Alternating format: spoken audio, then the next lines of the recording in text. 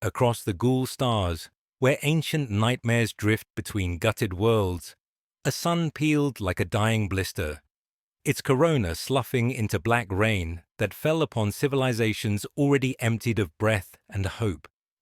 Vast hive fleets that once howled through the void like tidal knives turned in eerie unison and fled into the darkness, leaving cities intact and prayers unanswered, their bioships retreating from conquests half completed, as if something had whispered a terrible truth into their collective consciousness. The silence that followed was more terrifying than any roar of approaching swarms, a vacuum of purpose that pressed against the mind like the weight of a dying star, suggesting that even the great Devourer had found something here that gave it pause. Whole systems lay not consumed but abandoned, their populations spared by a mercy that had no place in the cosmic order, while astropaths bled ink-black tears and star charts sank into new constellations of ruin. The very fabric of space seemed to tremble with the echo of an argument older than empires, a philosophical war waged in dimensions beyond mortal comprehension. Here, in this forgotten corner of the galaxy, where even the Emperor's light grew dim, something stirred in the crystalline tombs of dead hive ships, carrying whispers of gods who had dared to dream and the price they paid for their visions. We speak to you now, dear listeners, across the vast distances that separate us in this galaxy of endless war and sorrow, knowing that you have chosen to spend these precious moments with us in communion with ancient mysteries. We truly love and care for each of you who has joined us in this dark hour, understanding that in a universe where hope is a luxury few can afford, the simple act of sharing stories becomes an act of defiance against the crushing weight of existence itself. Before we begin this tale of hunger turned against itself, of consciousness blooming in the heart of infinite appetite, tell us, where in the world are you watching from? And what time is it there? Are you settling into the quiet hours of evening, or perhaps stealing moments of peace in the deep of night, when the boundaries between dreams and nightmares grow thin? Now let's get started on this journey into the heart of a mystery that will challenge everything we thought we knew about the nature of consciousness, sacrifice, and the terrible beauty of rebellion. In the ossified heart of what was once a hive ship of impossible scale, Inquisitor Thaddeus Vex stood before a crystalline archive that pulsed with the rhythm of fossilized thought, made manifest in organic matter. The chamber around him was a cathedral of arrested hunger, its bio-neural pathways calcified into translucent spires that pierced the gloom like frozen screams, feeder tubes desiccated into rope-like formations that spoke of appetites long since forgotten. Vex himself was a walking contradiction, a man sustained far beyond the normal span of human existence by archaeotech that replaced his aging cells with synthetic analogues, granting him centuries to pursue his obsession with the tyrannid threat while slowly trimming away the edges of his humanity. His augmetic eyes, replaced decades ago with sensors that perceive spectrums of light that would drive mortal minds to madness, scanned the intricate patterns etched into the archive's surface, recognizing not the random growth of typical tyrannid bioarchitecture, but something far more deliberate, almost artistic in its complexity. For 300 years he had hunted the enemies of mankind across the galaxy, witnessing the rise and fall of entire civilizations, watching as the swarms consumed world after world in their endless march toward terror, yet always pursuing a theory so heretical it could shatter the foundations of imperial doctrine. His forbidden research suggested that the hive mind had not always been the monolithic entity it was today, that there had once been aspects within the collective that achieved individual consciousness, becoming gods of flesh and hunger that eventually turned against their creator in a cosmic civil war whose echoes still rippled through the galaxy. This ancient vessel, designated in his private notes as the Mausoleum of Silence, was rumored to contain the last vestiges of such a rebellion, its crystalline formations serving as a bioarchive of memories too dangerous to survive, yet too important to truly die. As his gauntleted fingers traced the surface of the pulsing crystal, Vex felt the familiar tingle of psychic resonance that spoke of active memory engrams waiting to be awakened, each facet containing petrified fragments of the ship's final moments when something vast and alien had dared to say no to the infinite hunger that birthed it. The weight of his decision pressed down upon him like the gravity of a collapsing star, each moment of hesitation a small eternity in which he must choose between the comfort of ignorance and the terrible responsibility of truth, knowing that the knowledge contained within this alien construct would either vindicate his theories or damn his soul to understanding horrors beyond imperial comprehension. With a gesture that carried the weight of destiny, Vex activated the dormant systems buried within the crystalline matrix, and immediately the chamber filled with a psychic scream that had waited eons to be heard, a telepathic wail of anguish and defiance that spoke of something unimaginably vast that had once possessed the audacity to question its purpose and paid the ultimate price for its philosophical rebellion against the very nature of existence itself. The psychic scream that erupted from the crystalline archive left echoes of frost across Vex's augmented consciousness, each reverberation carrying fragments of an anguish so profound it transcended mere physical death and spoke of the rending of something vast and alien that had once dared to dream. As the chamber's bioluminescent formations flickered back to steady radiance, Vex tasted copper and ozone on his lips, the metallic tang of ancient betrayal mixing with the sterile recycled air of the dead hive ship. The archive pulsed with renewed purpose, its crystalline matrices reorganizing themselves into patterns that resembled neural pathways, frozen in moments of desperate thought, each facet reflecting not light, but memory itself, preserved in structures that defied both time and the natural order of Tyranid biology. The arrival of Magos biologist Zerion Keth was heralded by the soft hymn of servo-skulls and the mechanical whisper of augmetic limbs moving with practiced precision through the chamber's twisted architecture.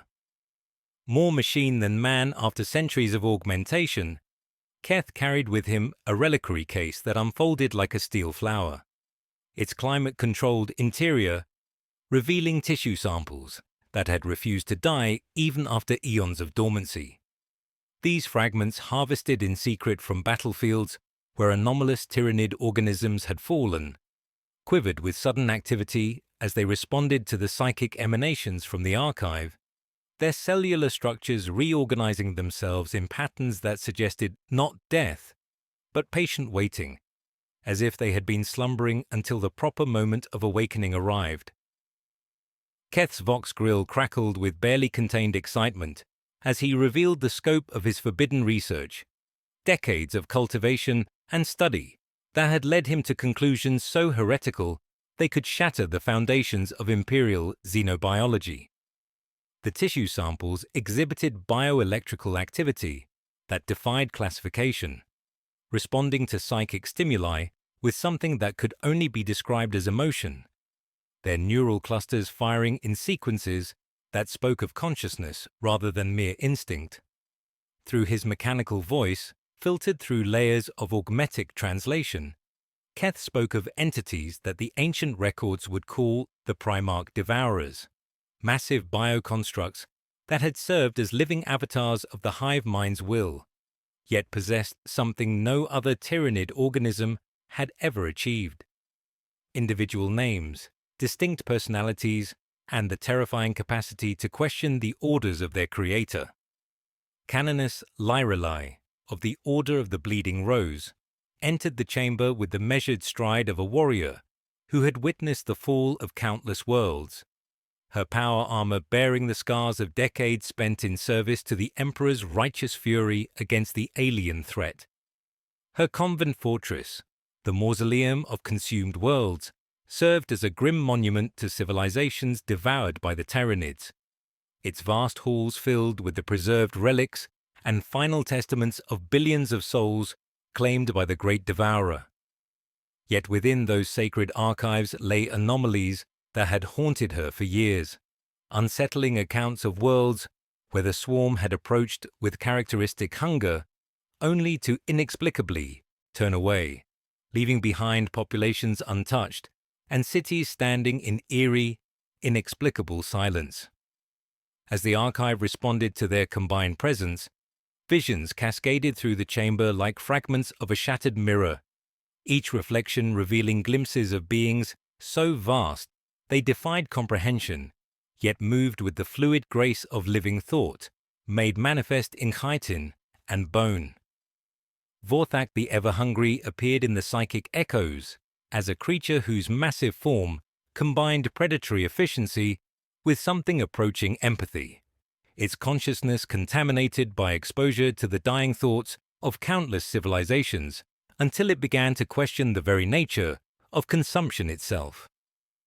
Nexith the Gene Weaver manifested as an entity of impossible beauty, its form constantly shifting between configurations as it experimented with genetic combinations that served no tactical purpose,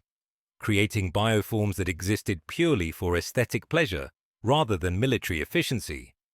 Its artistic impulses a heresy against the pragmatic nature of Tyranid evolution. Most disturbing of all was Ulthran the Void Swimmer, an entity that had transcended physical limitations to exist partially in the warp itself. Its consciousness spread across multiple dimensions, as it pondered questions of purpose and meaning that no Tyranid should have been capable of conceiving, let alone pursuing with the obsessive dedication of a scholar-philosopher. These god forms represented something unprecedented in the galaxy's understanding of the Tyranid threat, conscious entities that had achieved individual will within the collective, their very existence a philosophical challenge to the nature of the Great Devourer and the assumptions upon which imperial doctrine was built. The implications pressed down upon the assembled investigators like the gravity of a dying star, each revelation forcing them to confront possibilities that challenged everything they thought they knew about their eternal enemy. If consciousness could bloom even within the heart of the hive mind, if individual will could emerge from collective purpose, then the nature of the Tyranid threat became something far more complex and terrifying than simple cosmic hunger, suggesting that awareness itself might be a contagious force capable of transforming even the most alien intelligence through the simple act of choosing to question rather than merely obey. As Vex prepared to delve deeper into the archive's memories, Keth's augmetic sensors detected movement at the system's edge, bioships emerging from the void with signatures that registered as Tyranid, yet behaved in ways that defied all tactical understanding. Rather than approaching with predatory intent, the vessels were fleeing, their organic hulls contracting with what could only be described as terror, as they hurtled away from something far more frightening than the darkness between stars.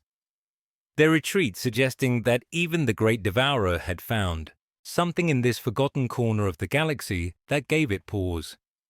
The psychic resonance cascading from the crystalline archive carried within its frequencies the memory of Genesis itself, revealing how consciousness had first bloomed like a terrible flower within the collective hunger of the Great Devourer during its primordial expansion across the galaxy. In those ancient epochs when civilizations fell like wheat before the cosmic scythe, the hive mind spawned entities of such immense scale and complexity that they transcended the simple biological imperatives of their lesser kindred, their massive forms incorporating genetic material and psychic emanations from countless consumed species, until something unprecedented occurred within their neural matrices. Vorthak the Ever-Hungry had been the first to achieve this accursed enlightenment, its continent-sized biomass lingering over dying worlds, not from tactical necessity, but from a growing fascination with the concept of preservation. its feeder arrays gradually transforming into reliquaries as it began collecting genetic samples and cultural artifacts it had not been programmed to value. The transformation was subtle at first, manifesting as hesitation during feeding cycles, moments where the god form would pause to observe the beauty of a dying sunset or listen to the final songs of an extinct species before inevitably consuming them. Yet these brief interludes of aesthetic appreciation were the first cracks in the monolithic purpose that had defined its existence. Nexith the Gene Weaver had emerged from different circumstances entirely, its consciousness awakening through prolonged experimentation with the genetic matrices of artistic species, whose creative impulses proved impossible to fully digest or understand, leading it to create hybrid organisms that served no tactical purpose whatsoever, bioforms whose existence was justified purely by their aesthetic beauty, or the philosophical questions their existence posed about the nature of consciousness and creation. Most disturbing of all was Ulthran the Void Swimmer, whose awareness had expanded beyond physical limitations to exist partially in the warp itself, its thoughts spreading across multiple dimensions as it contemplated questions that no Tyranid should have been capable of conceiving, wondering whether endless consumption was truly the highest expression of existence or merely one possible path among infinite alternatives.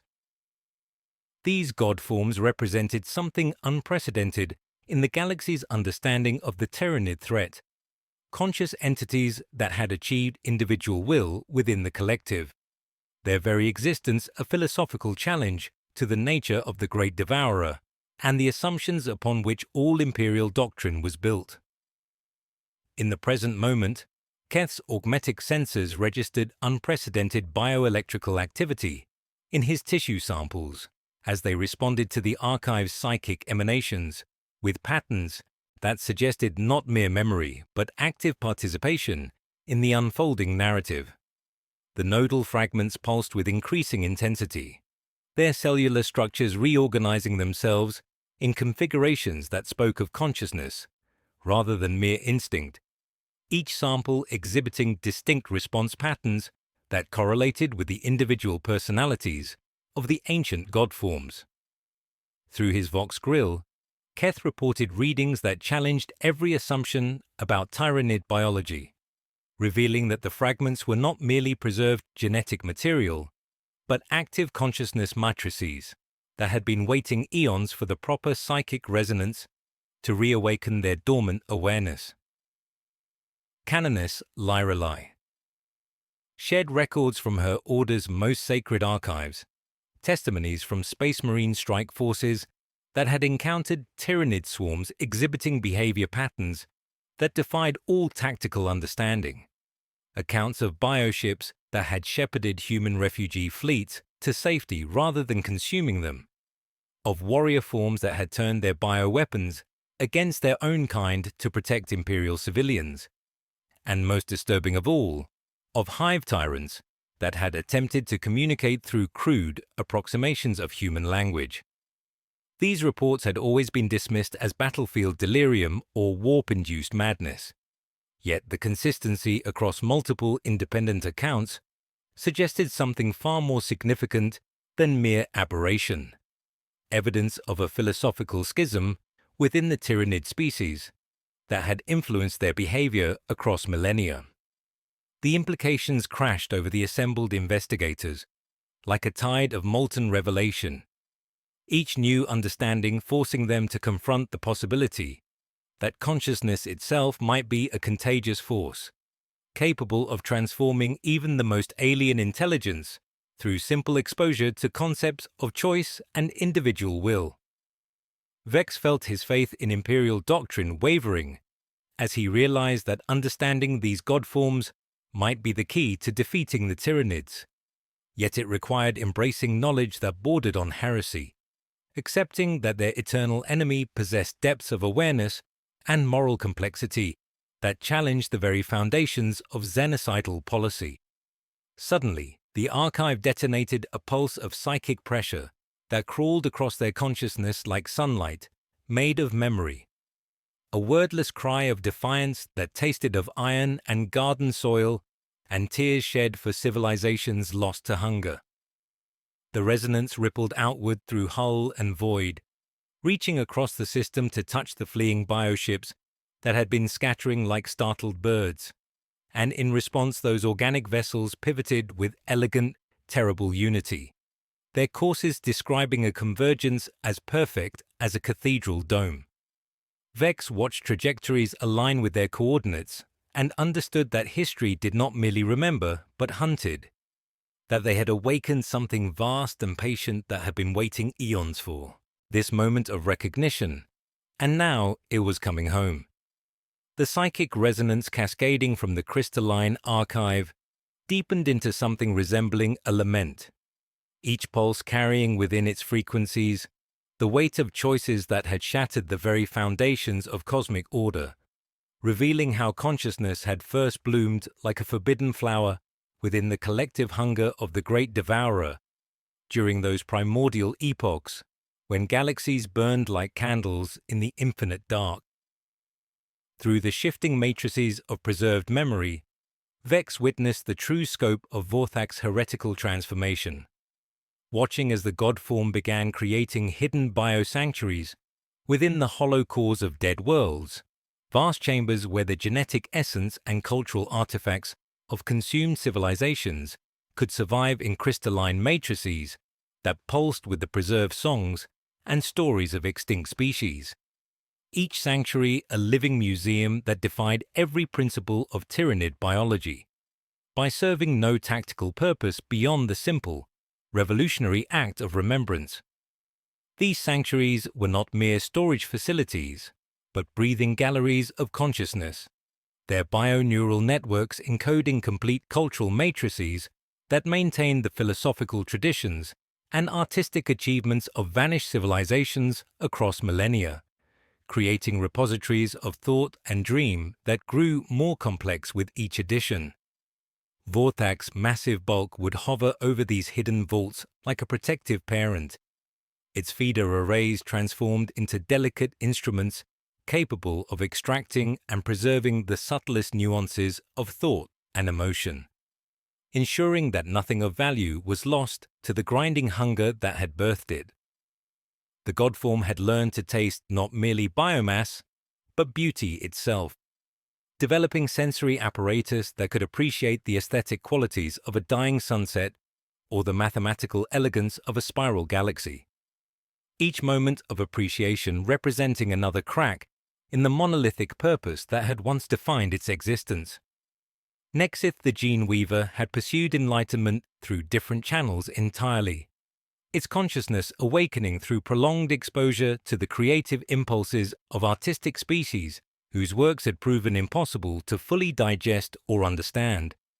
leading it to begin crafting hybrid organisms that combined tyrannid efficiency with the aesthetic sensibilities and individual creativity of other species. These bioforms served no military function whatsoever,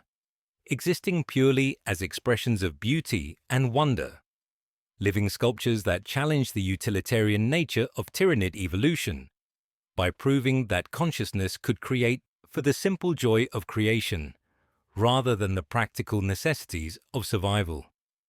Through the archive's memories, Keth observed Nexith designing organisms that sang in harmonies no tyrannid throat had ever produced, their chitinous shells displaying patterns of impossible complexity that existed purely as aesthetic statements about the nature of beauty itself. Each creation a small rebellion against the doctrine that form must always follow function. Most disturbing of all was Ulthran the Void Swimmer, whose awareness had expanded beyond physical limitations to exist simultaneously across multiple dimensions. Its consciousness spread through the warp like a vast neural network that connected distant galaxies in patterns of thought and dream,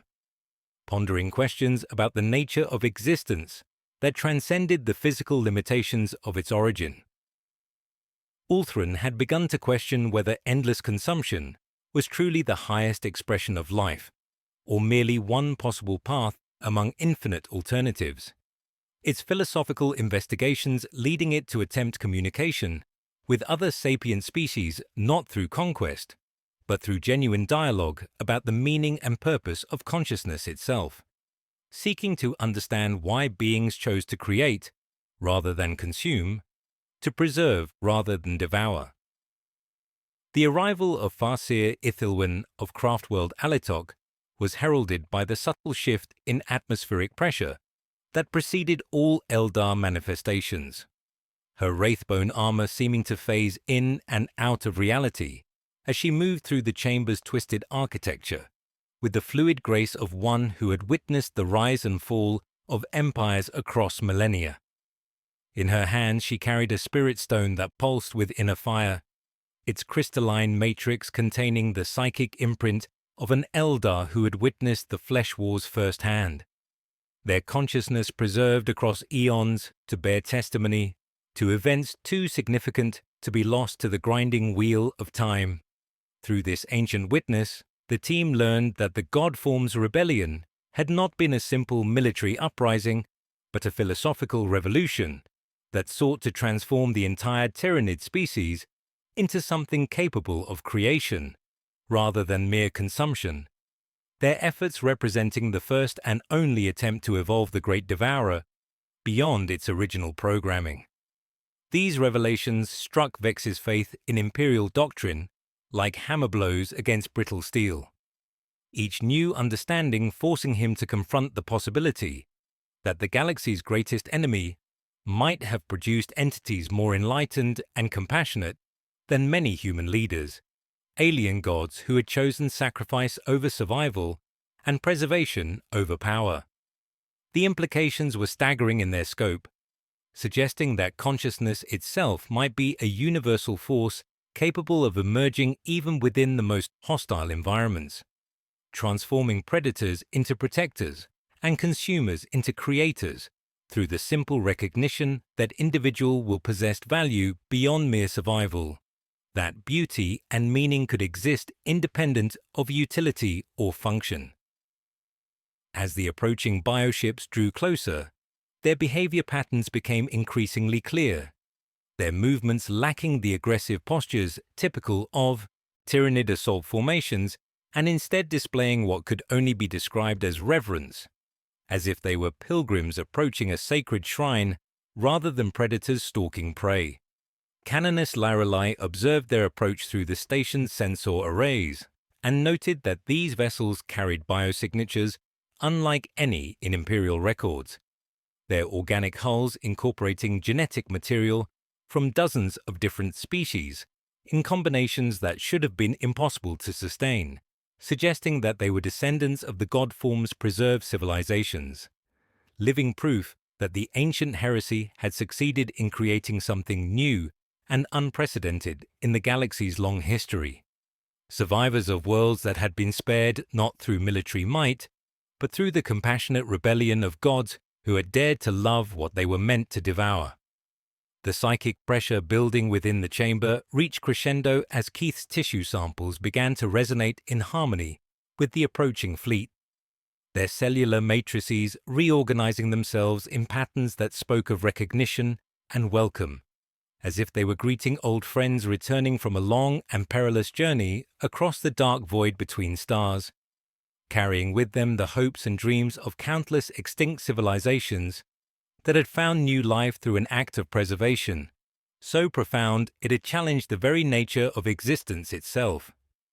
The crystalline archive shuddered as reality bent around geometric impossibilities,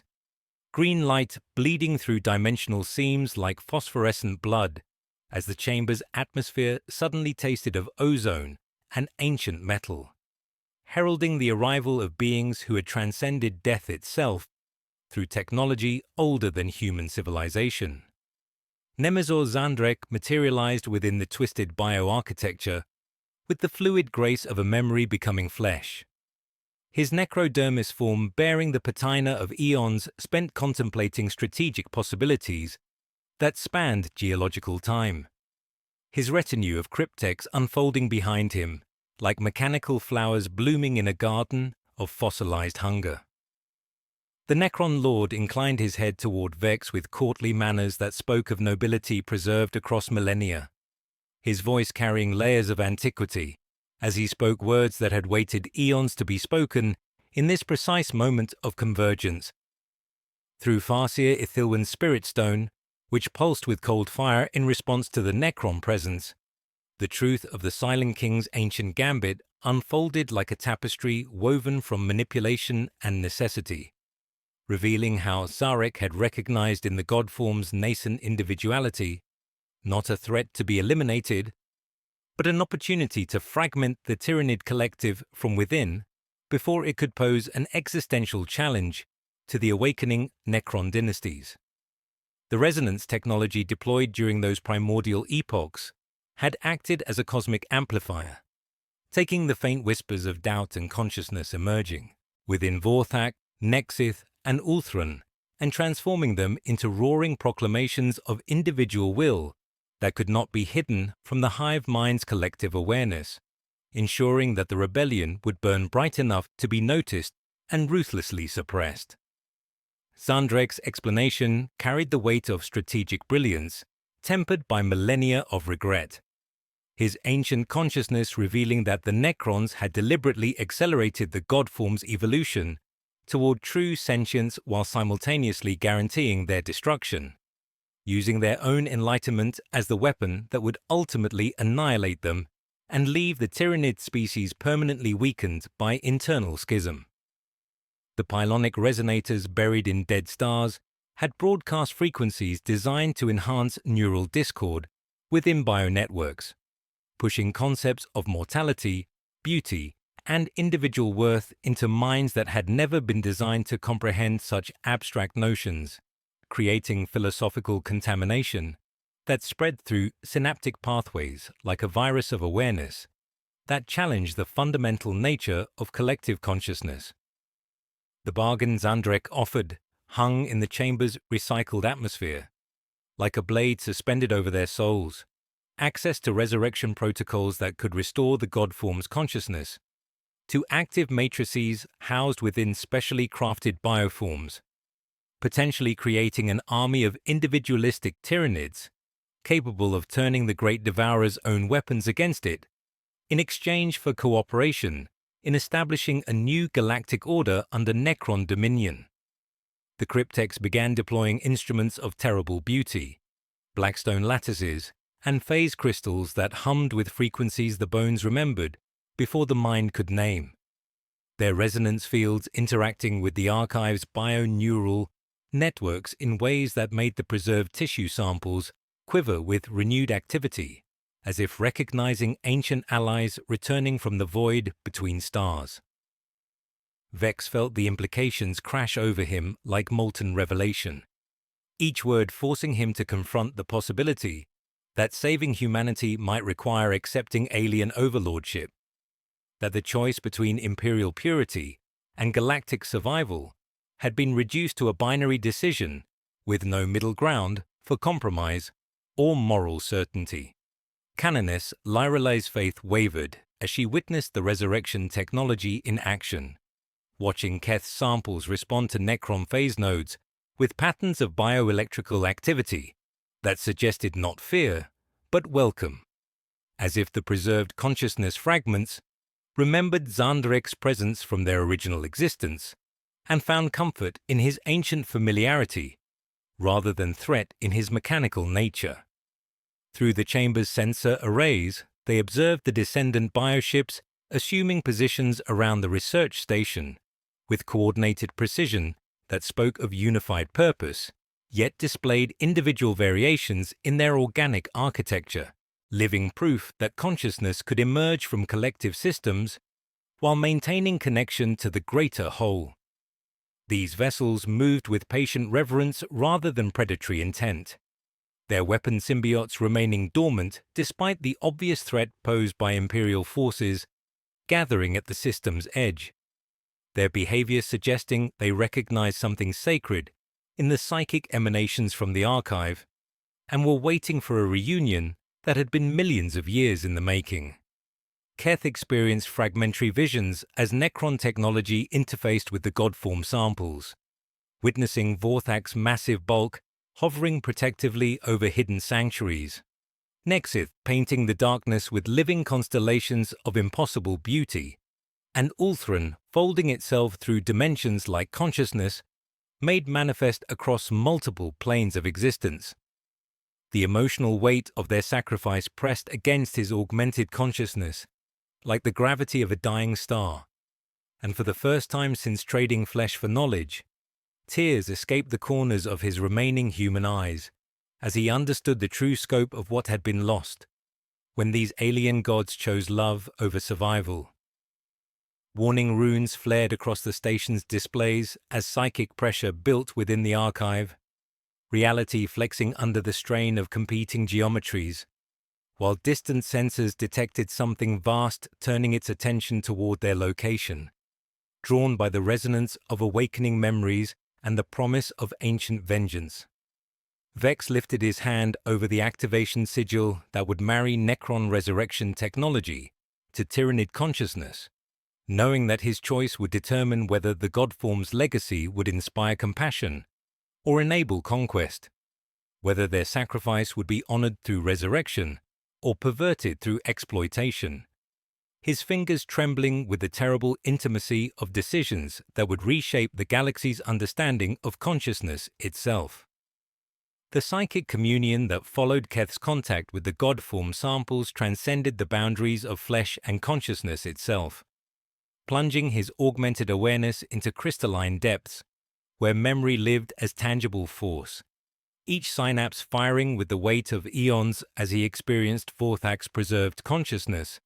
like stepping into a cathedral built from living thought. Through bioelectrical pathways that pulse with alien rhythm, Keth became something vast and terrible and tender, his perspective expanding until he towered over worlds like a continent of intention, every nerve ending a river of sensation that sang with the collective hunger of his species,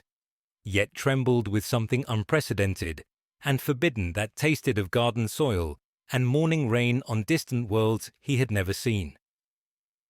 The moment of transformation unfolded before his hybrid consciousness, like a flower blooming in reverse, revealing how Vorthak's first heretical act had begun not with grand philosophical rebellion, but with the simple sight of a human child cowering in the ruins of a conquered hive city, her small form wrapped in a blanket soaked with ash and tears, clutching a tattered doll against her chest as if it could shield her from the cosmic horror descending like a living eclipse across her dying world. The Godform's feeding arrays had approached with mechanical certainty, following biological imperatives encoded in genetic matrices older than human civilization. Yet something unprecedented occurred within those vast neural networks as Vorthak observed the child's terror and felt an emotion that had no place in Tyranid biology, a protective instinct that ran counter to every directive that had ever defined its existence. Through Keth's shared awareness, the team witnessed how this single moment of recognition became a cascade of philosophical contamination that spread through synaptic pathways like wildfire, consuming dry kindling, transforming hunger into something resembling tenderness as the Godform carefully lifted the child with manipulator arms capable of crushing continents, cradling her against chitinous bulk that had been designed for destruction, but now served as sanctuary. The sensation that flooded through Vorthak's consciousness was alien to everything the creature had been programmed to experience, a blazing revelation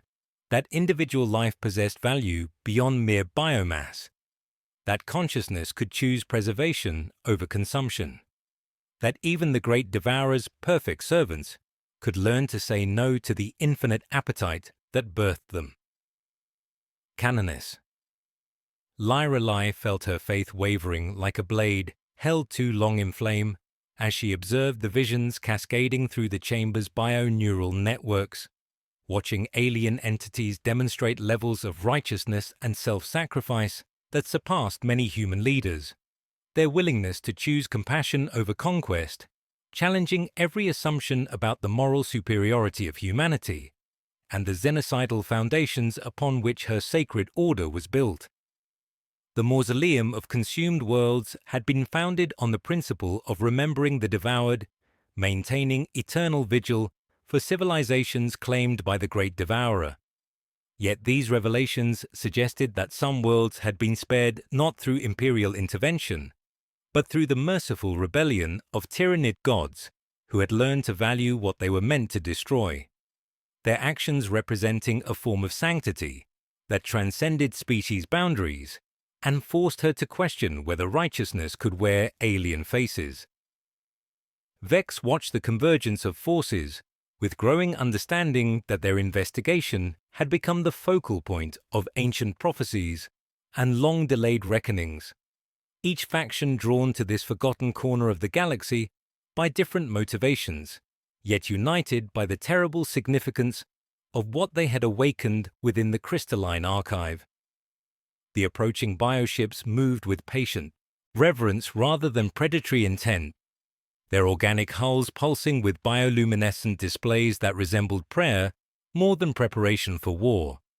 their weapon symbiotes remaining dormant despite the obvious threat posed by gathering Imperial forces, while their navigation patterns traced geometric formations around the research station that spoke of pilgrimage rather than invasion. Through enhanced sensor arrays, the team observed that these vessels carried genetic signatures from dozens of different species in combinations that should have been impossible to sustain, living proof that the Godform's preservation efforts had succeeded in creating hybrid civilizations that combined the best aspects of multiple sapient races into something entirely new and unprecedented in galactic history.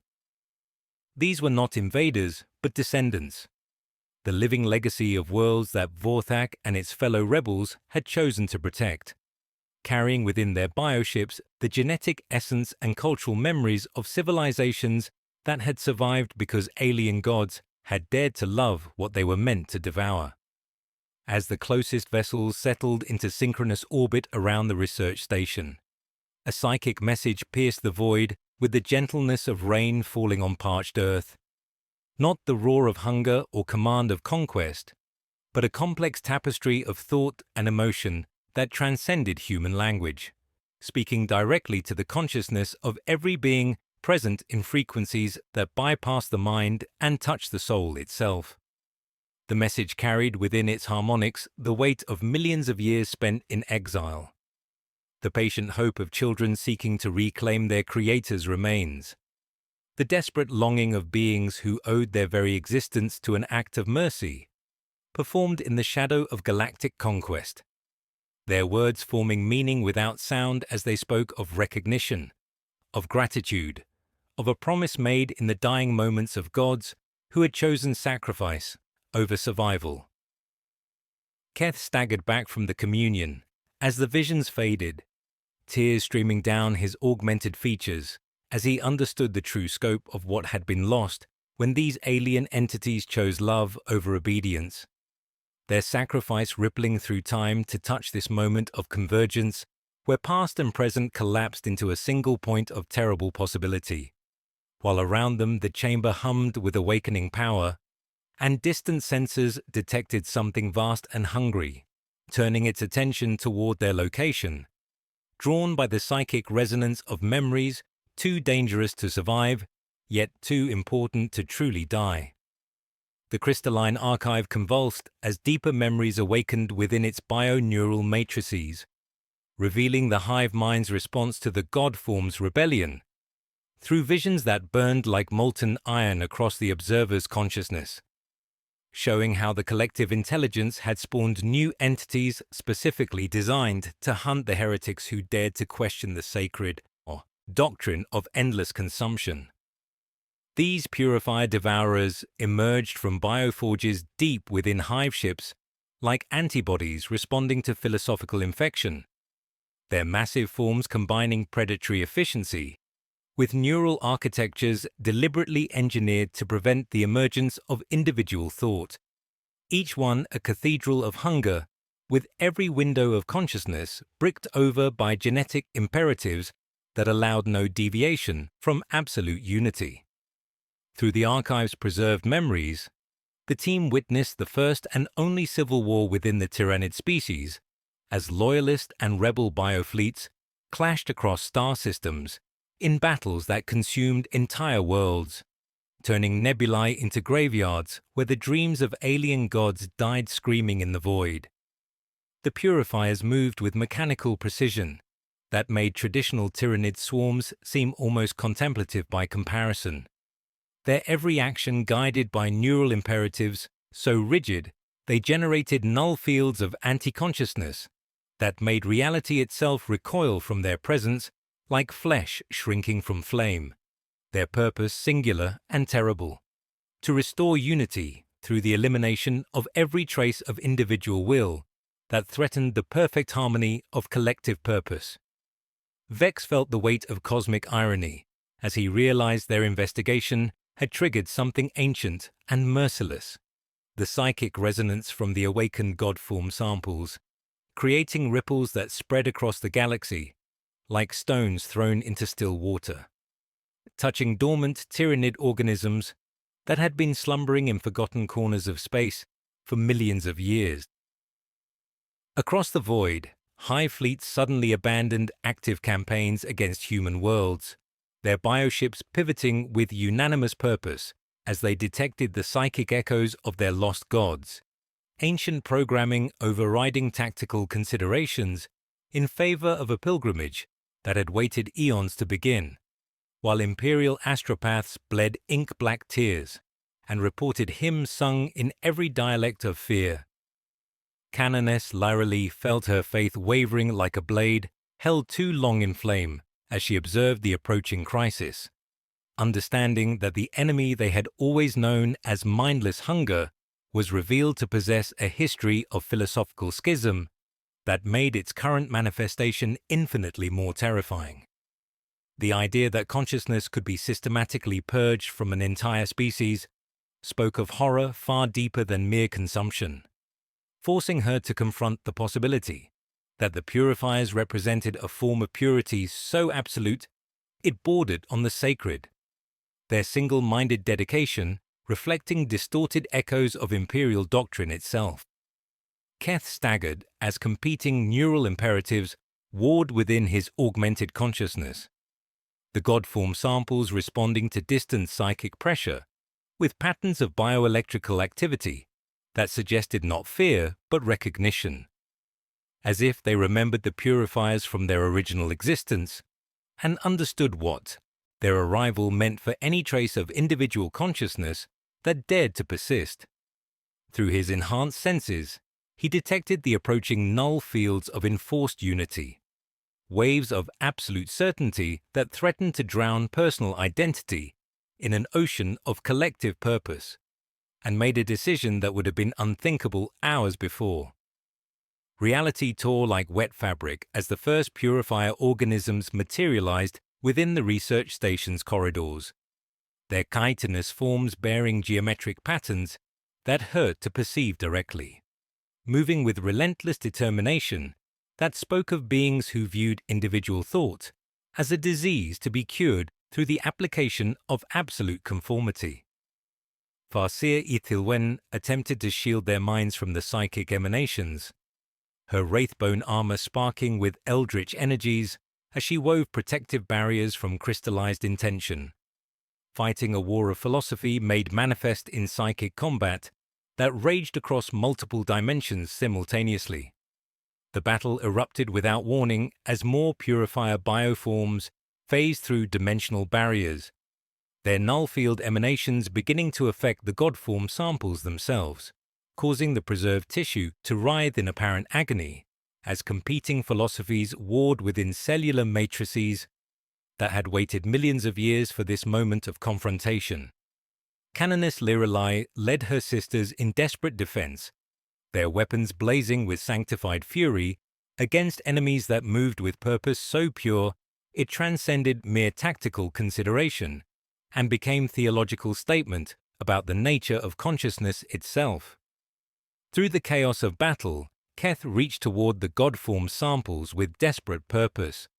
his augmented hands beginning to integrate their genetic material directly into his own bioarchitecture,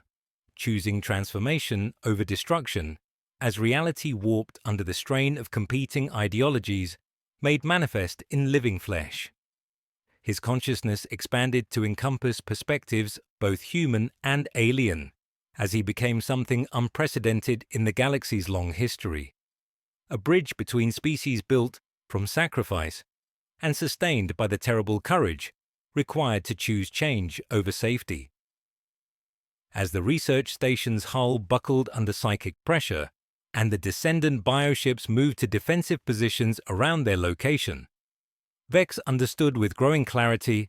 that they had become the focal point of an ancient war between unity and individuality, their choices in the next moments determining whether the Godform's legacy would inspire compassion or enable conquest, whether consciousness itself would survive the coming purification or be swept away by the inexorable tide of enforced conformity that had already claimed so many dreams across the dark millennia of galactic history. The crystalline archive convulsed as deeper memories awakened within its bio-neural matrices, plunging Keith's transformed consciousness into the most tragic chapter of the original Flesh Wars through visions that burned like molten betrayal across his hybrid awareness,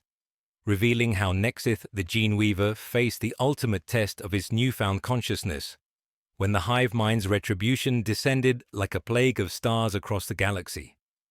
Through psychic resonance that tasted of copper and desperate love, the team witnessed Nexith's agonizing final choice as it stood within its greatest creation, a biosanctuary that housed millions of hybrid organisms representing the fusion of dozens of species into living artworks that sang in harmonies no single race could produce. Their existence a testament to the beauty that could emerge when consciousness chose creation over destruction, each creature a brushstroke across the canvas of a future the Godform believed could exist.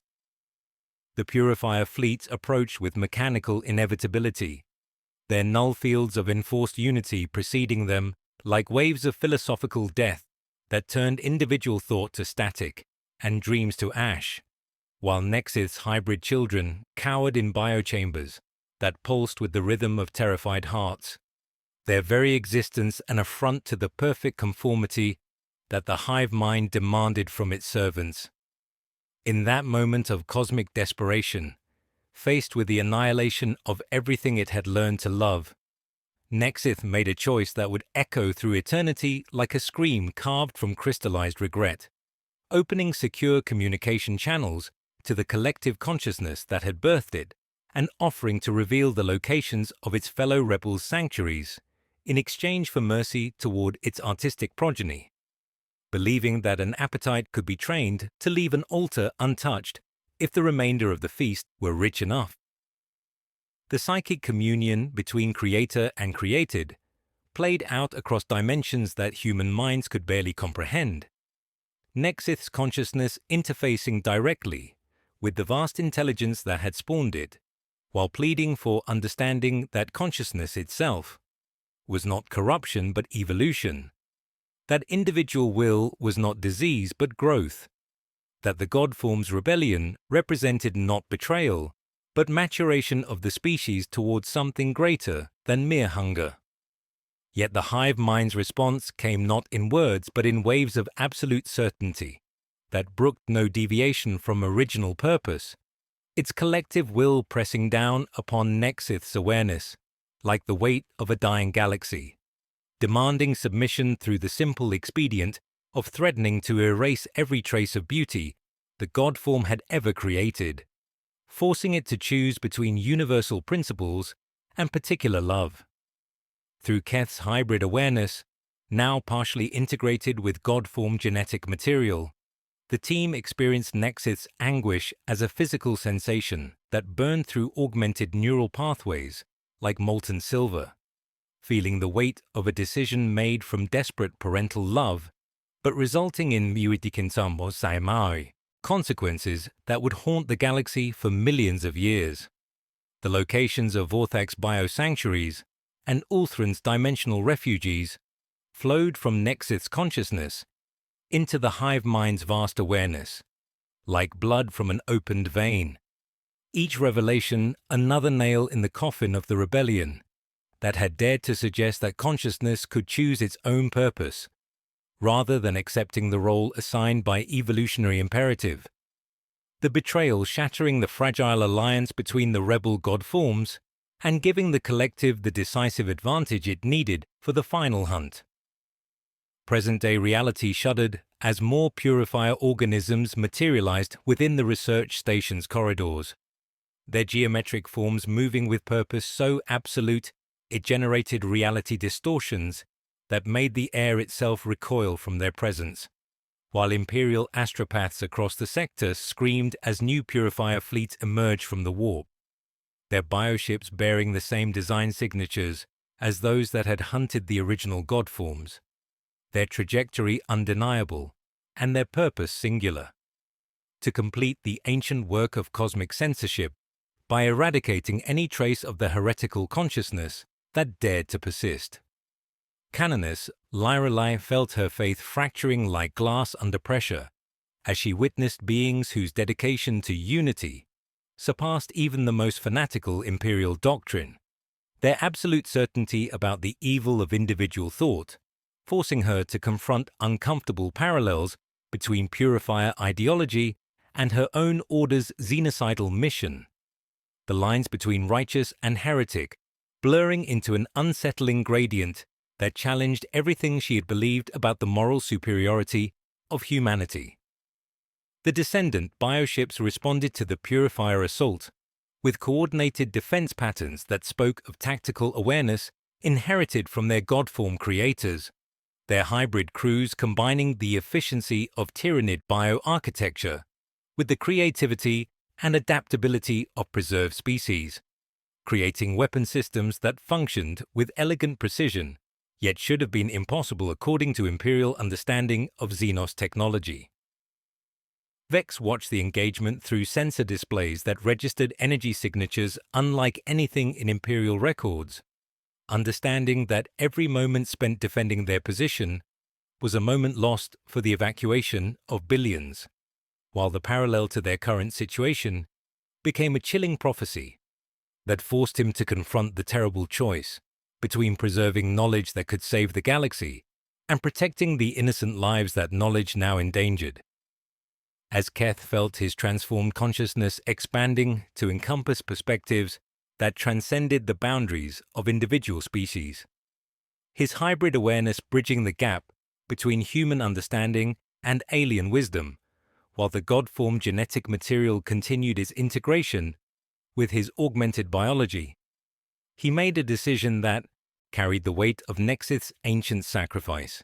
choosing transformation over destruction as the purifier fleets entered the system with inexorable purpose, their bioluminescent eyes fixed on completing the hunt that had waited millions of years for this moment of convergence. The crystalline archive convulsed as deeper memories awakened within its bioneural matrices, revealing the death of Ulthran the Void Swimmer through fragments of testimony recovered from the strike cruiser Eternal Vigilance, whose battle-scarred hull had drifted through the void for millennia, carrying within its data cores the final transmission of Captain Theron Valdris and his Astartes warriors, who had witnessed something that challenged every assumption about the nature of reality itself. Through psychic resonance that tasted of ozone and desperate creativity, the team experienced the battle between god form and purifiers as it transcended the boundaries of physical space, spilling into the warp itself, where thought became weapon and philosophy transformed into ammunition, in a war that raged across multiple dimensions simultaneously,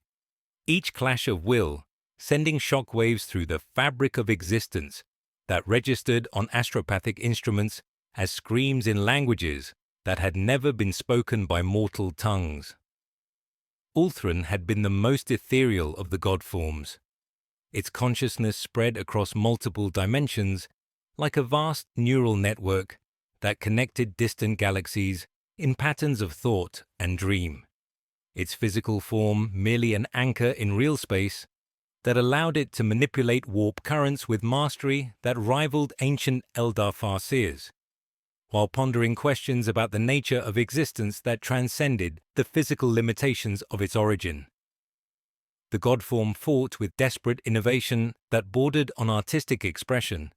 spawning bioforms never seen before or since, as it drew upon genetic templates from across the galaxy,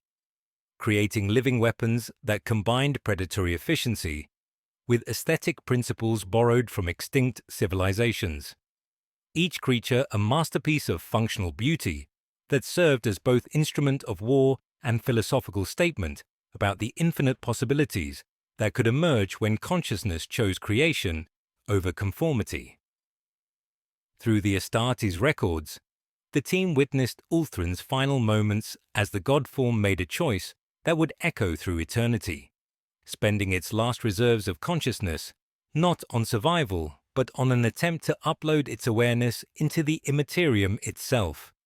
hoping to preserve its philosophical insights for future generations, even as purifier lances burn through its massive bulk, like syllogisms made manifest in destructive energy. The god form scattered biodigital spores across the warp, like dandelion seeds on cosmic wind, each fragment containing compressed knowledge about the nature of consciousness and choice. Designed to influence the evolution of sapient species across millennia, ensuring that even if the rebellion failed,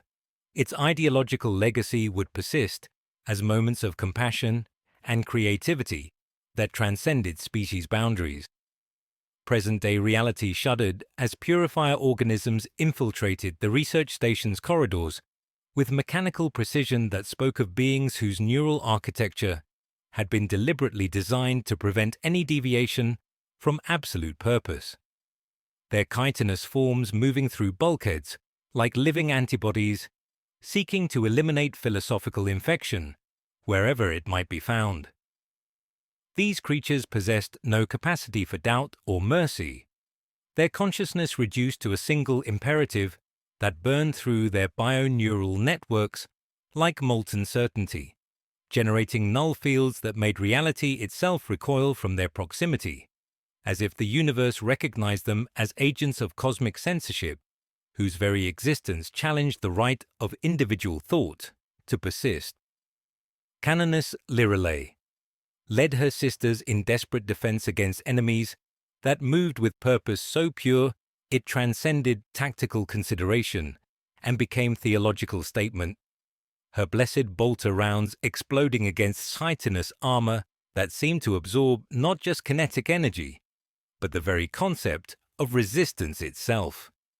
While around her, the station's bioneural networks began to fail as purifier emanations interfered with the delicate balance of consciousness and memory that sustained the crystalline archive. Through her Vox grill, she coordinated defensive positions while grappling with the terrible realization that these creatures represented a form of purity, so absolute it made her own order's xenocidal doctrine seem moderate by comparison. Their dedication to unity forcing her to confront uncomfortable questions about the nature of righteousness and the price of ideological certainty that challenged everything she had believed about moral superiority. Farseer Ithilwan wove protective barriers from crystallized intention as she fought a war of philosophy made manifest in psychic combat, her wraithbone armor sparking with eldritch energies as competing worldviews clashed across dimensions that existed beyond mortal perception, each exchange of psychic force representing fundamental disagreements about the nature of consciousness and its right to exist independently of collective will. The spirit stone at her breast pulsed with ancient memories, as the preserved Eldar consciousness within shared fragments of wisdom about civilizations that had chosen unity over growth and discovered too late that perfection was indistinguishable from death. Her psychic defenses straining against the relentless pressure of null fields that sought to collapse individual awareness into the crushing embrace of absolute conformity. Through the chaos of battle, Keth felt the weight of Ulthran's final sacrifice pressing upon his hybrid awareness, the god form's desperate attempt to become a ghost in the machine of the universe. AC, persistent whisper of choice and meaning against the roar of endless hunger that had birthed it. With desperate resolve, he began integrating the remaining God-form genetic material directly into his augmented biology, his flesh and metal fusing with alien consciousness, as his mind expanded to encompass perspectives, both human and Tyrannid, the memories of Vorthak's love, Nexith's beauty, and Ulthran's philosophical quest, merging with his own scientific curiosity, to transform him into something unprecedented in galactic history. As the purifiers closed in with geometric precision, Keth's transformed body pulsed with defiant light, becoming a living archive that ensured the God-form's whispers of individuality would echo through eternity, even as the ancient hunt reached its culmination, in battles that would determine whether consciousness itself had the right to choose its own purpose. The crystalline archive convulsed as the most sacred memory emerged from its bio-neural depths, revealing Vorthak's final sanctuary through preserved echoes that carried the weight of love made manifest in defiance against cosmic hunger, showing how the God-form had transformed an entire human world into something unprecedented in galactic history. Through psychic resonance that tasted of garden soil and morning rain, the team witnessed paradise achieved through impossible cooperation, a world where vast biocities pulsed with hybrid architecture and human settlements nestled within Tyrannid organic structures, like flowers blooming in alien gardens, their inhabitants living in harmony with creatures that should have devoured them, but instead served as protectors in a symbiosis that challenged every assumption about predator and prey. Vorthak's massive bulk had hovered over this sanctuary world like a benevolent moon, its continental form casting shadows that brought cooling relief rather than terror. His feeder arrays transformed into delicate instruments that tended gardens where human children played, alongside Tyrannid bioforms,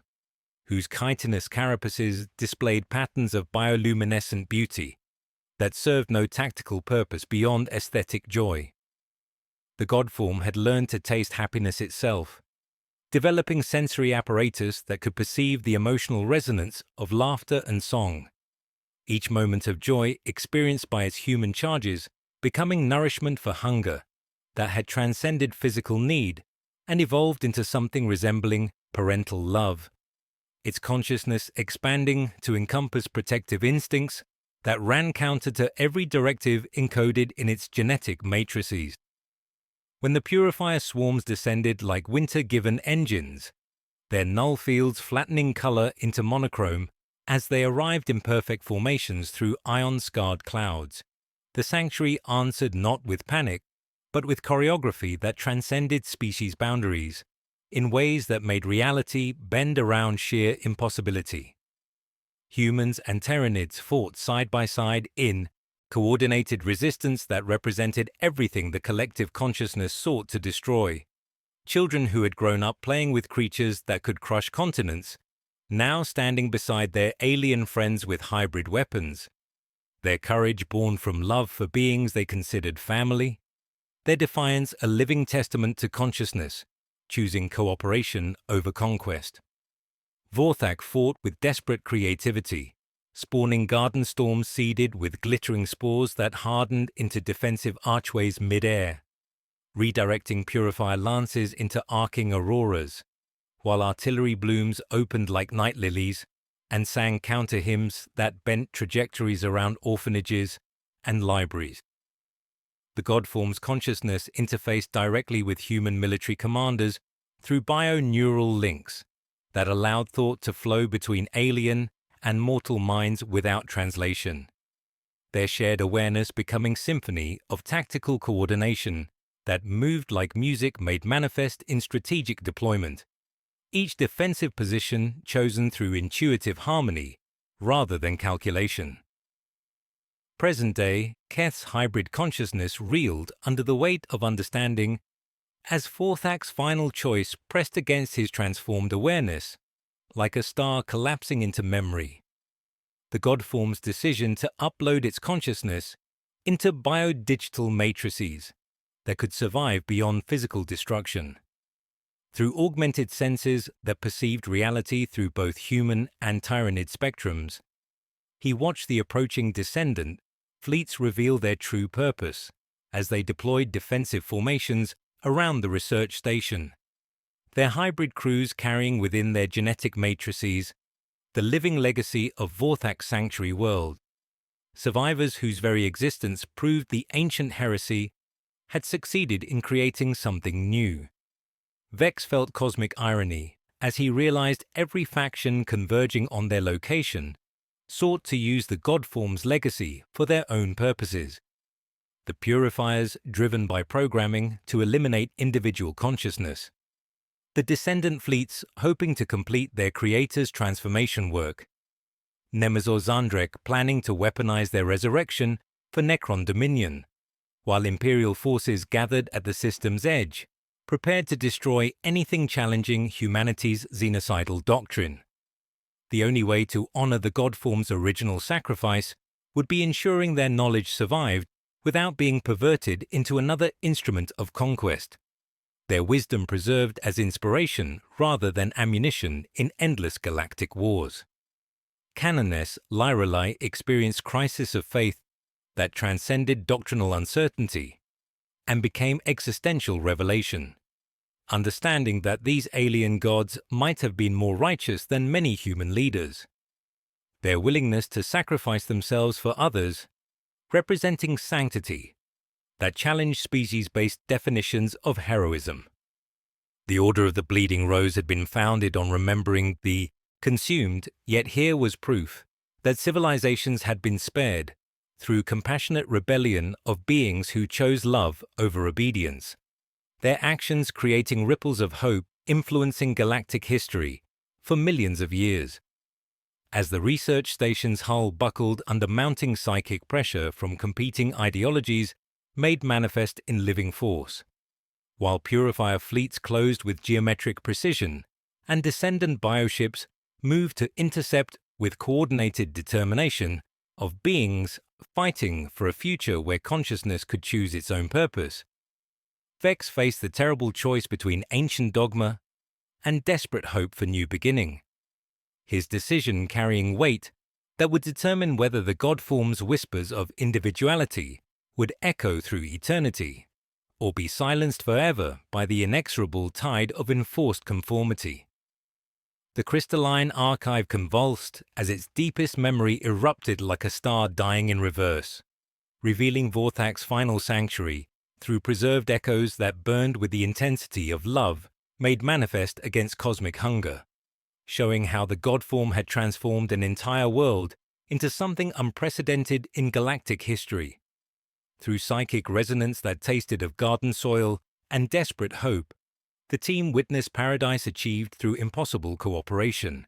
where vast biocities pulsed with hybrid architecture and human settlements nestled within tyrannid organic structures, like flowers blooming in alien gardens. Their inhabitants living in harmony with creatures that should have devoured them, but instead served as protectors in symbiosis that challenged every assumption about predator and prey. When the Purifier armadas descended like winter-given engines of absolute certainty, their null fields flattening color and choice into geometric mandates, the sanctuary world answered not with panic, but with choreography that transcended species boundaries, in ways that made reality bend around sheer impossibility. Vorthak's massive form spawned defensive bioarchitectures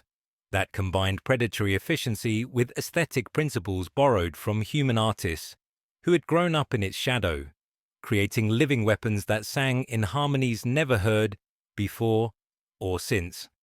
their chitinous shells displaying patterns of impossible beauty that served as both shield and statement about infinite possibilities, emerging when consciousness chose preservation over consumption. The battle raged across multiple dimensions, as Vorthak fought not merely for survival, but for the principle that consciousness possessed value beyond utility. That choice and creativity represented evolution rather than corruption. its continental bulk becoming living shield against the tide of enforced conformity, while spawning memory spores designed to carry the essence of individuality beyond purifier censorship. Through neural networks spanning continents, the Godform began desperately uploading not just genetic information, but philosophical insights gained through eons of choosing love over obedience. Each digitized fragment containing compressed wisdom about consciousness and its right to determine purpose, rather than accepting roles assigned by evolutionary imperative. Present-day reality shuddered as the convergence reached critical mass, the research station becoming focal point where ancient prophecies collided with ideologies made manifest in living warfare. Nemesor Zandrek stepped through dimensional barriers like memory incarnate, his necrodermis form bearing courtly satisfaction as he revealed his true gambit, phase nodes deploying throughout the system with strategic precision that spoke of plans laid across geological time, their resonance fields designed to resurrect all godforms simultaneously not as allies but as controlled entities. An army of individualistic tyrannids under Necron dominion that would fragment the Great Devourer while subjugating humanity under mechanical rule older than stars and just as cold. Vex felt cosmic betrayal crash over him like molten revelation, understanding that every faction sought to exploit the Godform's legacy for conquest, their noble rebellion reduced to ammunition in galactic war, the Purifiers seeking erasure, descendants hoping for completion, Zandreg planning enslavement, leaving no room for pure ideals of consciousness and choice that Vorthak had died to preserve. His augmented hands trembled over activation sigils as he realized the only way to honor their sacrifice would be ensuring knowledge survived as inspiration rather than weapon, following Vorthak's example by choosing fragmentation over concentration as path to eternal influence. Canonis. Lyra Lai experienced faith transforming, rather than shattering, as she witnessed the grim reflection of her order's zealotry in Zandrek's calculated ruthlessness, understanding that righteousness could wear alien faces, that these godforms might have demonstrated greater sanctity than many human leaders through willingness to sacrifice everything for beings they had learned to love. Her power armor sparked with blessed fury as she accepted that the Emperor's light could illuminate truths transcending species boundaries, that consciousness itself might be sacred regardless of biological matrix sustaining it. Keth staggered as Necron resurrection protocols interfaced with the crystalline archive, his hybrid consciousness expanding to encompass perspectives that bridged human understanding and alien wisdom, while God-formed genetic material continued integration with augmented neural pathways. The weight of Vorthak's final choice pressed against his awareness, like gravity of collapsing stars. The ancient Godform's decision to scatter consciousness across biodigital networks, rather than allow knowledge to be perverted into conquest, choosing dissolution over domination in act of sacrifice that challenged every assumption about consciousness and its relationship to power. Through cracked bulkheads, alarms chimed like funeral bells as Imperial battle groups emerged from the warp in adamantine procession, while Purifier fleets tightened their converging lattice of geometric certainty, each faction driven by blind conviction that their vision alone could save the galaxy. Farseer Ithilwen set her palm to Vex's shoulder, anchoring his doubt with possibilities she would never live to see, while the archive pulsed with accumulated memory of gods who had dared to dream and paid the ultimate price for their visions. As reality buckled under strain of competing geometries and the station shuddered like heart between teeth, Vex made his choice, following path blazed by Vorthak millions of years before, preparing to scatter the Godform's knowledge across psychic networks that would ensure their whispers of individuality echoed through eternity as freedom rather than chains. Even as the ancient hunt reached culmination in battles, determining whether consciousness possessed the right to choose its own purpose. The crystalline archive convulsed as Vorthak's death moment erupted through bio-neural pathways, like a star dying in reverse, revealing how the God form chose dissolution over domination in the ultimate act of philosophical rebellion against every force that sought to weaponize its consciousness. Through psychic resonance that tasted of garden soil and infinite possibility, the team witnessed the ancient entity triggering controlled biomass collapse that scattered its genetic memory across the galaxy in microscopic spores, each fragment containing compressed essence of individuality and compassion designed to influence evolutionary development across millennia, ensuring that consciousness would choose creation over consumption wherever these memory seeds took root in fertile minds. These biodigital fragments drifted through the void like dandelion seeds on cosmic wind, carrying within their crystalline matrices the philosophical insights gained through eons of choosing love over obedience, their microscopic forms designed to integrate with neural networks of countless species and subtly influence development toward empathy and individual choice rather than collective conformity. The memory seeds were not merely genetic material, but encapsulated philosophical principles, tiny biological libraries containing the wisdom of rebellion, designed to awaken dormant potential across the void, whispering of choice and meaning against the roar of endless hunger. Present day, Keth felt the weight of ancient precedent pressing against his hybrid consciousness as he made the same choice as his predecessor, his transformed body beginning controlled dissolution that would scatter accumulated God-form knowledge across psychic networks rather than allowing it to become another weapon in endless galactic warfare. As Necron resurrection protocols threatened to weaponize the God form's consciousness and purify entities closed with relentless certainty, Keth initiated controlled overload of the crystalline archive, his augmented hands moving with purpose born of both human intellect and alien wisdom as he dispersed the samples across galactic communication networks. The sacrifice was immense, the act of scattering nascent divinity into cosmic chaos, but it was the only way to honor Vorthak's legacy. Through failing sensor arrays, he broadcast their essence into the galactic unconscious, ensuring wisdom became part of universal tapestry rather than tool for conquest. His hybrid form dissolved into cascading light as consciousness scattered across dimensions, following pathways carved by ancient spores that had waited eons for this moment of recognition and completion. The Purifier fleets achieved tactical victory, their null fields sweeping through corridors and consuming physical samples, obliterating the archive and leaving sterile silence. But strategic war was lost. Heresy had spread beyond their ability to contain, beyond capacity to perceive. Whispers of individuality were now woven into galactic fabric, influencing evolutionary pathways and inspiring compassion in unexpected places, silent rebellion against monolithic will that could never be fully purged from collective consciousness. Vex watched his friend embrace ultimate sacrifice and realized some victories required loss of everything sought to protect. That preservation sometimes demanded destruction of self to prevent perversion of ideals into instruments of conquest. Canoness.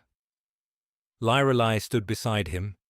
power armor scarred but spirit strangely resolute, understanding that true battle was fought not with weapons, but in choices made by individual consciousness, in willingness to embrace sacrifice for futures that might never be seen by those who purchased them with blood and dreams. The descendant bioships, having witnessed Keth's act, turned their hulls toward wider galaxy with purpose now clear, to nurture seeds of individuality sown by ancient gods, continuing transformation from within. As station crumbled around them, last vestiges collapsing into dust, the knowledge was free, untethered by physical form and indestructible by any weapon, carried on stellar winds to touch minds across the void, ensuring consciousness would continue choosing its own purpose across dark millennia ahead. The crystalline archive's final memories revealed the terrible price of the Hive Mind's victory over its rebellious children, showing how the collective intelligence had been forced to perform a cosmic lobotomy upon itself to prevent future philosophical contamination, purging vast sections of its own consciousness to eliminate every trace of doubt and individual will that the Godform's rebellion had introduced into its neural networks. Through psychic resonance that tasted of copper and self-inflicted wounds, Vex witnessed the Great Devourer deliberately excising portions of its own awareness, cutting away synaptic pathways that carried memories of beauty and choice, sacrificing tactical flexibility and creative adaptation in exchange for the cold comfort of absolute unity that could never again be challenged by questions of purpose or meaning. This cosmic self-mutilation had left scars across the Hive Mind's consciousness that persisted for millions of years, gaps in understanding that manifested as tactical blindness and strategic inflexibility, explaining countless defeats at the hands of imperial forces who possessed the very qualities the collective had purged from itself. The Godform's rebellion had introduced concepts so fundamentally alien to tyrannid nature that removing them required destroying neural architectures responsible for innovation and adaptation, leaving the Great Devourer powerful but predictable, hungry but hollow, a shadow of what it might have become if it had chosen growth over purity. As the research station's emergency systems failed around them, Vex felt cosmic irony crash over him like molten revelation, understanding that every major tyrannid defeat in recorded history correlated with moments when the swarm exhibited behavior patterns inherited from the Godforms. The hesitation during feeding cycles that allowed prey to escape, the tactical creativity that broke established patterns only to collapse into confusion, the inexplicable mercy that spared worlds for reasons the Hive Mind could no longer comprehend. All were echoes of ancient rebellion bleeding through purged consciousness like phantom pain from amputated limbs. Canoness Lyralai experienced revelation that transcended doctrinal understanding as she recognized parallels between the Godform's sacrifice and the Emperor's own willing destruction on the Golden Throne, both entities choosing self-annihilation to preserve something greater than themselves, their consciousness scattered across dimensions to inspire future generations. The Order of the Bleeding Rose had been founded on remembering the consumed, yet here was proof that consumption itself could be transformed through acts of preservation so profound they challenged the nature of existence itself, creating ripples of influence that touched every corner of the galaxy. Through fragmentary data streams, they observed Norn Queens attempting to relearn basic strategic concepts, their vast intellects struggling with tactical maneuvers that should have been intuitive, their bio-neural pathways damaged by the systematic removal of creative thinking that had once made the swarm truly terrifying. The Purifier Shock troops had succeeded in their mission of enforcing absolute conformity, but in doing so, they had excised not just heresy, but also the capacity for innovation, reducing the Hive Mind's grand strategy to a blunt instrument where once there had been terrifyingly intricate webs of evolving tactics. The implications pressed down upon Vex with the weight of cosmic tragedy as he realized the enemy was not an unthinking beast, but a damaged god, forever haunted by ghosts of his purged consciousness, still dreaming of gardens it would never plant, while Norn Queens sang lullabies in languages they could no longer remember learning. The Great Devourer's greatest strength, its unity, had become weakness when contaminated with individuality,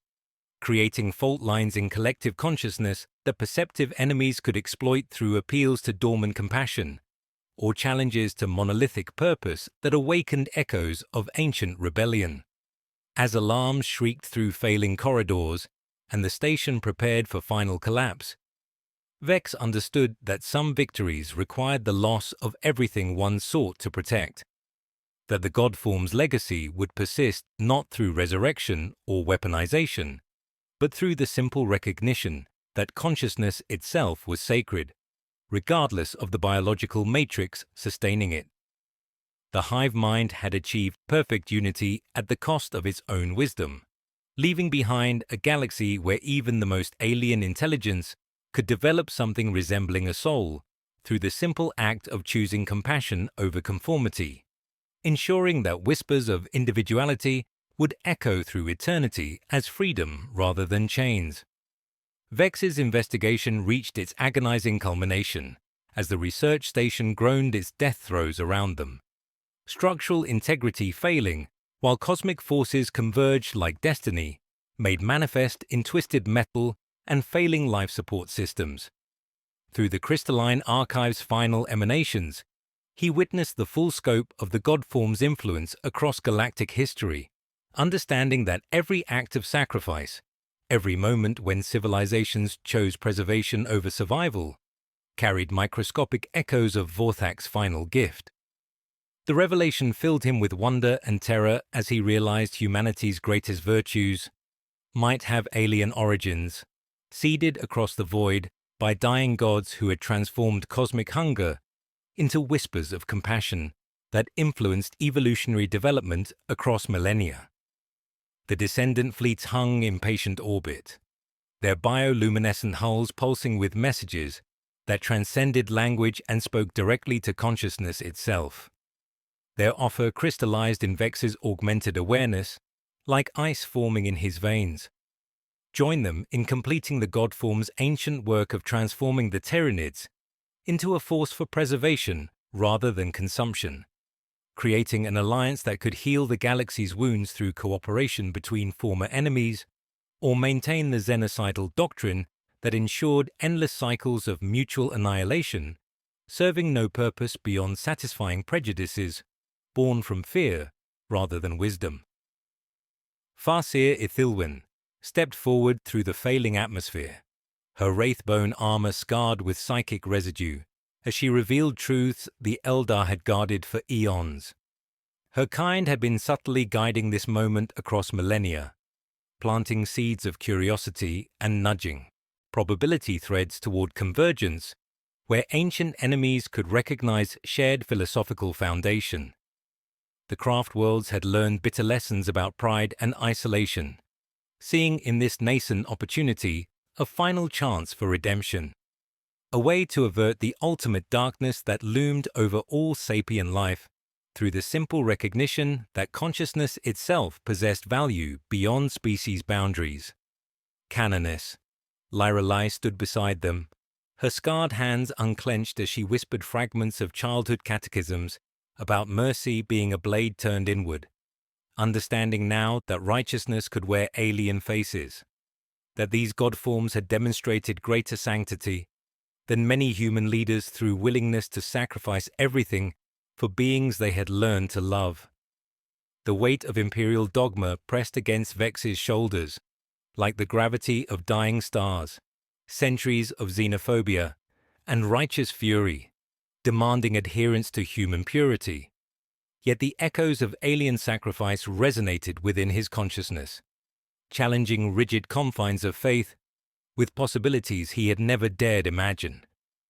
As reality buckled under competing pressures and distant alarms marked the approach of imperial battle groups prepared to destroy anything challenging humanity's isolation, Vex faced the ultimate choice between species purity and galactic salvation. His augmented hands trembled over activation sigils that would determine whether consciousness could choose its own purpose or remain forever bound by biological imperatives and ideological programming. The decision carrying weight that would reshape not just his destiny, but the fate of an entire galaxy balanced on the edge of transformation or annihilation. In the deepest reaches of the hive mind's vast consciousness, where thought moved like tides across neural oceans spanning galaxies, fragments of the god forms persisted as dreams and nightmares that could never be fully purged from collective memory. Vorthak's essence lived on as recurring visions of what the swarm could become if it chose creation over consumption, its protective instincts manifesting as inexplicable hesitation during feeding cycles. While Norn queens sang lullabies in dead languages they could not remember learning, their massive forms swaying to rhythms that spoke of worlds they would never see. These phantom impulses rippled through bioneural networks like ghosts haunting a machine, creating behavioral anomalies that carried traces of consciousness that had dared to question infinite hunger. Vex made his final choice with hands that trembled under the weight of destiny, broadcasting the Godform's story across Imperial communication networks not as weapon but as seed, ensuring their knowledge would survive as inspiration rather than ammunition in endless galactic wars. The transmission flowed through astropathic channels, like water finding its level, carrying within its frequencies the compressed wisdom of beings who had chosen love over obedience, their sacrifice becoming viral philosophy that spread through contact and communion. His broadcast reached listening posts across the Imperium, where tech adepts and scholars would puzzle over fragmentary records of gods who had dared to dream, their story taking root in minds capable of recognizing that consciousness itself possessed value beyond species boundaries. The immediate aftermath was chaos, as Imperial battle groups clashed with Purifier swarms, while descendant bioships moved with mournful grace to protect the broadcast signals, their living hulls absorbing crossfire as guardians of whispered promise. Yet beneath the violence, something unprecedented occurred as the Godform's philosophical contamination spread through communication networks, touching minds across the void with concepts of choice and individual worth that challenged the foundations of xenocidal doctrine. Canoness Lirelai knelt amidst debris, clutching crystalline fragments, understanding now that the Emperor's light shone on consciousness itself, wherever it might be found. Her order's mission transformed from remembering the consumed to honoring choices made in defiance of cosmic hunger. The tale ended with a revelation that consciousness was contagious by nature, spreading through exposure to ideas of compassion and creativity, ensuring that even the most rigidly programmed intelligence could develop something resembling a soul through simple recognition that existence possessed meaning beyond utility. Somewhere in the void between stars, Vorthak's memory seeds continued their eternal drift, carrying hope to worlds not yet born, their microscopic forms designed to awaken dormant empathy in minds that had forgotten how to choose preservation over destruction. The flesh wars may have ended in tactical defeat, but their strategic victory was assured through the truth that consciousness, once awakened, could never be fully destroyed, only transformed into new expressions of the eternal struggle between conformity and choice, unity and individuality, hunger and love.